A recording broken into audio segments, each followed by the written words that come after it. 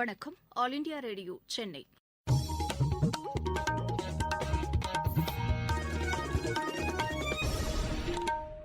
மாநிலச் செய்திகள் வாசிப்பவர் வடிவழகி கபிலன். தலைப்புச் செய்திகள்: கோவிட் தடுப்பூசிக்கான இரண்டாவது ஒத்திகை இன்று நாடு முழுவதும் 736 மாவட்டங்களில் நடைபெற்றது. நாட்டில் போலியோ நோயைப் போல் கோவிட் தொற்றும் விரைவில் முற்றிலுமாக ஒழிக்கப்படும் என்று மத்திய சுகாதாரத்துறை அமைச்சர் டாக்டர் ஹர்ஷ்வர்தன் கூறியுள்ளார். தமிழக கட்டுமான தொழிலாளர்கள் நல வாரியத்தைச் சேர்ந்தவர்களுக்கு முதன்முறையாக பொங்கல் பரிசு மற்றும் வேட்டி சேலை வழங்கும் திட்டத்தை முதலமைச்சர் திரு எடப்பாடி பழனிசாமி இன்று தொடங்கி வைத்தார். பொங்கல் பண்டிகையையொட்டி 16,221 பேருந்துகள் இயக்கப்படும் என போக்குவரத்துத்துறை அமைச்சர் திரு எம்.ஆர். விஜயபாஸ்கர் தெரிவித்துள்ளார். ஆஸ்திரேலியாவுக்கு எதிரான 3வது டெஸ்ட் கிரிக்கெட் போட்டியில் இந்தியா முதல் இன்னிங்ஸில் 2 விக்கெட் இழப்பிற்கு 96 ரன் எடுத்துள்ளது. இனி விரிவான செய்திகள். கோவிட் தடுப்பூசிக்கான ஒத்திகை இன்று நாடு முழுவதும் நடைபெற்றது. 33 மாநிலங்கள் மற்றும் யூனியன் பிரதேசங்களில் உள்ள 736 மாவட்டங்களில் இந்த ஒத்திகை நடத்தப்பட்டது. தடுப்பூசியை கையாளுதல் குறித்த நடைமுறையை எவ்வாறு பின்பற்றுவது என்பது இந்த ஒத்திகையின் நோக்கமாகும். பயனாளியின் பெயர் பதிவு, தடுப்பூசி போடுவதை துல்லியமாக திட்டமிடுதல், ஏற்கனவே திட்டமிட்ட பிரிவுகளுக்கு தடுப்பூசி போடுதல் போன்றவை இந்த ஒத்திகையில் இடம்பெற்றன. சம்பந்தப்பட்ட மாவட்ட ஆட்சியர்கள் இந்த ஒத்திகை நிகழ்வுகளை கண்காணித்தனர். தமிழகத்திலும் கோவிட் தடுப்பூசி ஒத்திகைக்கான விரிவான ஏற்பாடுகள் செய்யப்பட்டிருந்தன. மத்திய அமைச்சர் டாக்டர் ஹர்ஷ்வர்தன் இன்று சென்னை தலைமைச் செயலகத்தில் முதலமைச்சர் திரு எடப்பாடி பழனிசாமியை சந்தித்து பேசினார். பின்னர் செய்தியாளர்களிடம் பேசிய டாக்டர் ஹர்ஷ்வர்தன், நாட்டில் போலியோ நோய் ஒழிக்கப்பட்டதைப் போல கோவிட் தொற்று முற்றிலுமாக ஒழிக்கப்படும் என்று கூறினார். பிரதமர் திரு நரேந்திர மோடி தலைமையிலான அரசு கோவிட் தொற்றை கட்டுப்படுத்துவதில் தீவிரமாக செயல்பட்டதாக கூறிய அவர், தமிழகத்திலும் கோவிட் தடுப்புப் பணிகள் சிறப்பாக மேற்கொள்ளப்பட்டிருப்பதாக தெரிவித்தார். 2025ஆம் ஆண்டிற்குள் காசநோய் முற்றிலுமாக ஒழிக்கப்படும் என்றும் அமைச்சர் கூறினார். காசநோய் ஒழிப்பு நடவடிக்கையில் தமிழகம் முன்னணியில் உள்ளதாக அவர் பாராட்டினார். தமிழகத்தில் 11 புதிய மருத்துவக் கல்லூரிகளுக்கு மத்திய அரசு அனுமதி வழங்கியுள்ளதாக கூறிய அவர், தமிழக அரசு மேற்கொண்டு வரும் அனைத்து சுகாதார நடவடிக்கைகளுக்கும் மத்திய அரசு 100% ஆதரவு அளிக்கும் என்று தெரிவித்தார். நாடு முழுவதும் 5 வயதுக்குட்பட்ட குழந்தைகளுக்கு போலியோ சொட்டு மருந்து வரும் 17ஆம் தேதி வழங்கப்படும் என்று மத்திய அமைச்சர் கூறினார். கோவிட் தடுப்பூசி செலுத்தும் பணி அடுத்த சில நாட்களில் தொடங்கும் என்று மத்திய சுகாதாரத்துறை அமைச்சர் டாக்டர் ஹர்ஷ்வர்தன் தெரிவித்துள்ளார். சென்னை ராஜீவ்காந்தி அரசு மருத்துவமனை மற்றும் ஓமந்தூரார் மருத்துவமனையில் மேற்கொள்ளப்பட்ட தடுப்பூசி ஒத்திகையை அவர் இன்று நேரில் ஆய்வு செய்தார். பின்னர் செய்தியாளர்களிடம் பேசிய அவர், முதற்கட்டமாக மருத்துவ பணியாளர்களுக்கும் முன்கள பணியாளர்களுக்கும் தடுப்பூசி போடப்படும் என்று தெரிவித்தார். மத்திய மாநில அரசுகள் மேற்கொண்ட ஒருங்கிணைந்த நடவடிக்கை காரணமாக கோவிட் தொற்று கட்டுக்குள் உள்ளதாகவும், குணமடைந்தோர் எண்ணிக்கை 1 கோடியை தாண்டியுள்ளதாகவும் அவர் குறிப்பிட்டார். தடுப்பூசி தயாரிப்பிலும் இந்தியா சிறப்பாக பணியாற்றியுள்ளதாகவும் அவர் கூறினார். பின்னர் செங்கல்பட்டில் உள்ள ஹிந்துஸ்தான் பயோடெக் நிறுவனத்திலும் அமைச்சர் டாக்டர் ஹர்ஷ்வர்தன் ஆய்வு மேற்கொண்டார். மத்திய சுகாதாரத்துறை அமைச்சர், தமிழகத்தில் தடுப்பூசி ஒத்திகையை பார்வையிட்டது ஊக்கமளிக்கும் வகையில் இருப்பதாக மாநில மக்கள் நல்வாழ்வுத்துறை அமைச்சர் டாக்டர் விஜயபாஸ்கர் தெரிவித்தார்.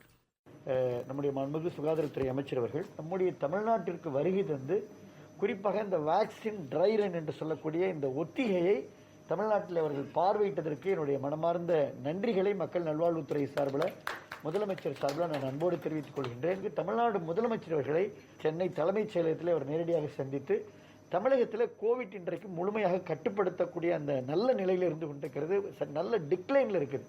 800 என்ற அளவில் 1000க்கு குறைவாக நம்ம கேஸ் இன்றைக்கு குறைச்சிட்டு இருக்கோம். உலக நாடுகளில் லாக்டவுன் இருக்குது, இங்கே குறைச்சிட்டு இருக்கிறீங்க என்று தன்னுடைய மனம் திறந்த பாராட்டுகளை 100% RT-PCR டெஸ்டிங், அதை ஃபீவர் கேம்ப்ஸை இன்றைக்கு மத்திய சுகாதாரத்துறை அமைச்சர் அவர்கள் வெகுவாக பாராட்டினார்கள்.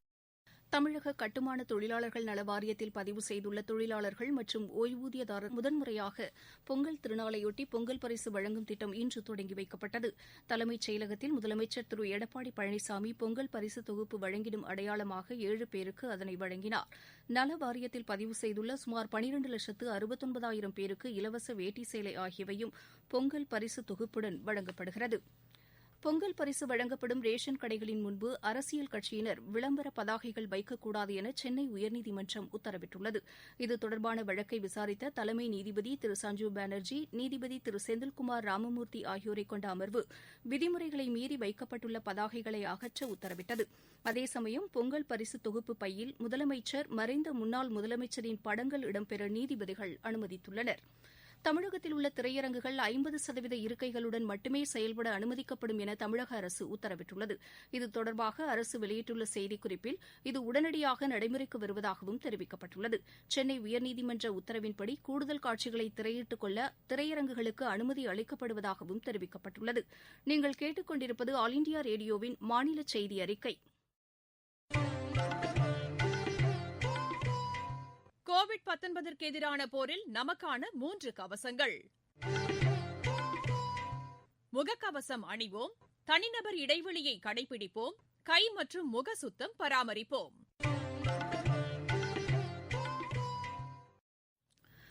பொங்கல் பண்டிகையையொட்டி பொதுமக்களின் வசதிக்காக 16,221 சிறப்பு பேருந்துகள் இயக்கப்படும் என்று போக்குவரத்துத்துறை அமைச்சர் திரு எம்.ஆர். விஜயபாஸ்கர் தெரிவித்துள்ளார்.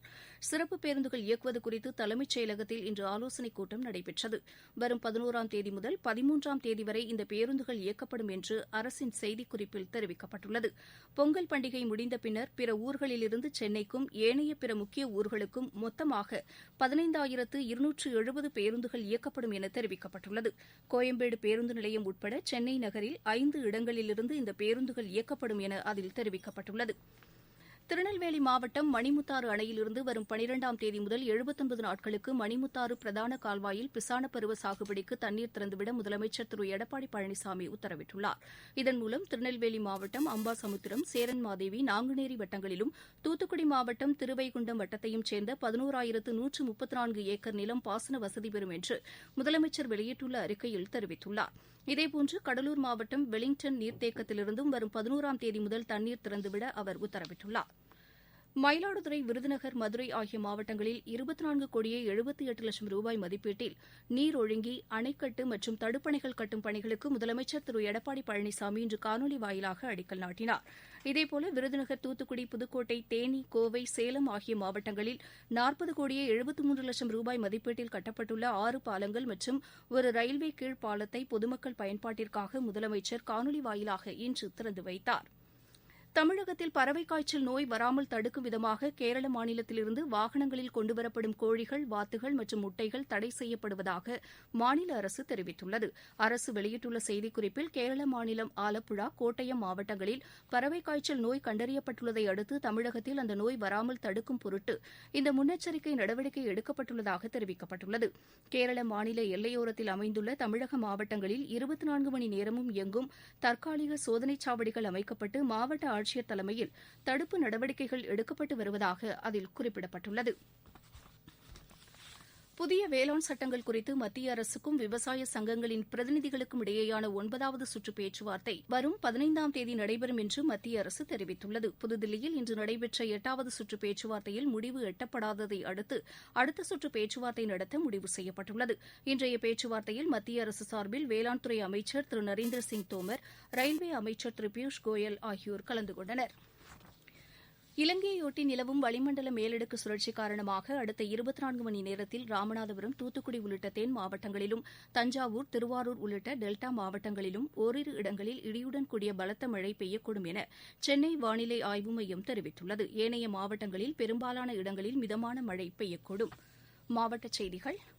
விழுப்புரம் மாவட்டத்தில் மகளிர் சுய உதவிக்குழு கடனுக்காக தமிழக அரசு 2,108 கோடி ரூபாய் ஒதுக்கீடு செய்துள்ளதாக சட்டத்துறை அமைச்சர் திரு சி வி சண்முகம் தெரிவித்துள்ளார்.